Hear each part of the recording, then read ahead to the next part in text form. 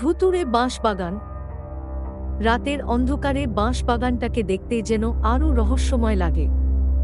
গ্রামবাসীরা বলে সন্ধ্যার পর ওই বাঁশবাগানের পাশ দিয়ে কেউ গেলে আর ফিরে আসে না।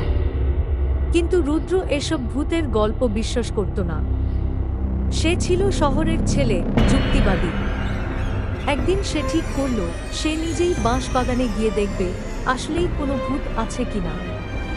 রাত 12টা বাজতেই সে হাতে টর্চলাইট নিয়ে বাঁশবাগানে ঢুকল। চারদিকে নিস্তব্ধতা, শুধু হালকা বাতাসে বাঁশের পাতাগুলো সাই সাই শব্দ করছিল। কিছুদূর এগোতেই হঠাৎ একটা ঠান্ডা বাতাস গায়ে লাগল, যেন কেউ পাশ দিয়ে হেঁটে গেল। রুদ্র টর্চলাইট ঘুরিয়ে দেখল, কিন্তু কেউ নেই। সে এগিয়ে গেল আরো গভীরে। হঠাৎ করেই এক নারীর হাসির শব্দ কানে এলো, ঠান্ডা, ভয়ঙ্কর।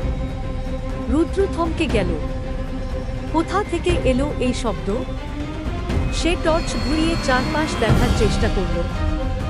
আচমকাই একটা বিশাল ছায়ামূর্তি তার সামনে দাঁড়িয়ে গেল।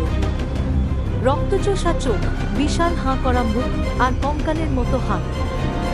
রুদ্র চিৎকার করে দৌড় দিল। কিন্তু অদ্ভুত ব্যাপার, সে যত দৌড়ায় জায়গাটা তত বড় হয়ে যায়, বের হওয়ার রাস্তা খুঁজেই পায় না। পরদিন সকালে কিছু লোক বাঁশবাগানের পাশে রুদ্রের জুতা আর ছেঁড়া জামা পরে থাকতে দেখে, কিন্তু তার দেহ পাওয়া যায়নি। আজও গ্রামের লোকেরা বলে যে রাতের বেলায় যেই বাঁশবাগানে যায় সে আর ফিরে আসে না।